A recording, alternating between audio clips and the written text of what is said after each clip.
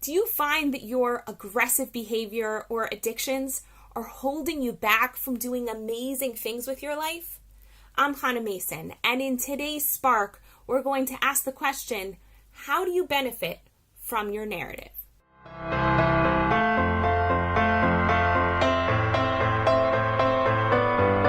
In this week's videos, I've been talking about lessons gleaned from my book, Hold That Thought, in the chapter called The Addiction Loop and Aggression Tailspin. So as you can see from one of my favorite cartoons in the book, this guy just keeps looping back and forth between aggression and addiction. And you'll notice he's not actually going anywhere. And all of us in our lives, we want to go somewhere. We want to go forward. We don't want to be like a hamster just spinning its wheels, going nowhere. And one of the things that can happen with people who consistently go nowhere is that there's something really comfortable about it.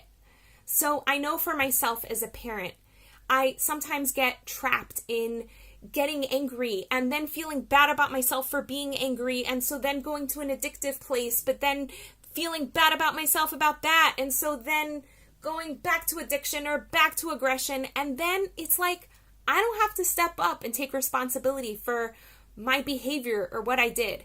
So I want to give you an example of that. So I mentioned in the past that there are times when my son will question my authority as a parent, and he's 14 and incredibly bright and inquisitive. So he does it really well, and it's kind of his job at this age to really try to define himself outside of the structures of his family and his home and really figure out who he is as an individual.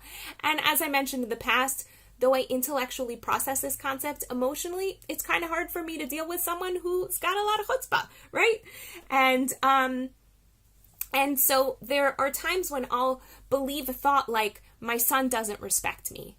And when I believe a thought like that, what ends up happening is I feel really bad for myself, and I feel a victim of him and a victim of my circumstances, and I'll somehow manage to blame it on my husband too, and so I feel a victim of him, and I feel a victim of how I never learned how to be a better parent, and then I'll even, stretch it out to blaming my parents for my parenting, even though they got that whole respect thing down. They were so good at it, right? So it's like somehow I managed to make everyone else the blame for my circumstances.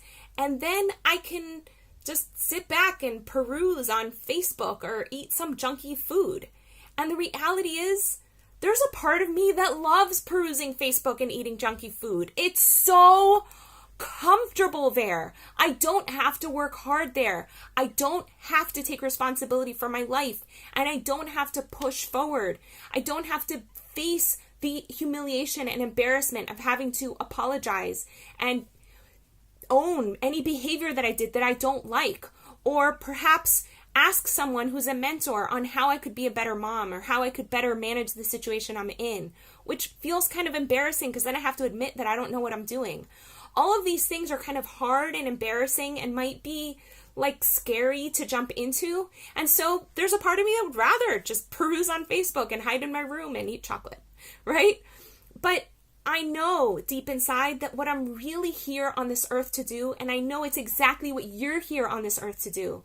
We're here to grow. We're here to learn. And the only way you can grow is by being smaller one day and bigger the next, by facing obstacles and overcoming them, by running on the track and seeing a hurdle and leaping over it. That's how we grow.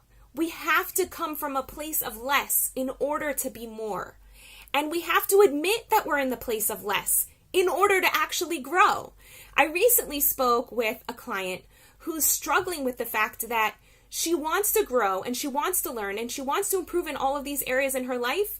And at the same time, she doesn't want people telling her what to do. And she doesn't want people giving her tools. And she doesn't want to ask for advice. And so she ends up just having to use herself in a vacuum as her only resource. And it makes it really hard to get out of your stuck places when you're not taking the collective wisdom of humanity and the collective history of humanity and feeding yourself with it. So in this video, I want to offer you one awesome, amazing piece of advice. And that is that you ask yourself the question, when you're stuck in that aggressive place, when you're stuck in that addictive place, ask yourself, what am I believing right now that's making me behave or feel this way? And the next thing you can do is, what step can I take that might be scary and vulnerable and perhaps even humiliating to move my situation forward, to learn and grow rather than hide? How can you learn and grow rather than hide? Because when you hide, we miss out on all the amazing gifts and all the incredible light that you have to share with the world. And you know what? We need as much light as we can get. So please, step forward, be courageous, apologize to whoever you have to apologize to, learn whatever it is you need to learn, move forward, and get out of your trapped places that keep you stuck like this guy. And if you find yourself stuck like this guy and somehow can't muster the strength or the resources to get yourself out of that place, be in touch. That's what coaching is for. Find someone who can help you from the outside, give you tools and resources, that little extra push, and for sure, accountability to help you move forward in your life so that you can shine all your light to the rest of us. Wishing you a beautiful day. Want to experience more vibrance, clarity, and joy in your life? Book a guaranteed session at hanamason.com/joy.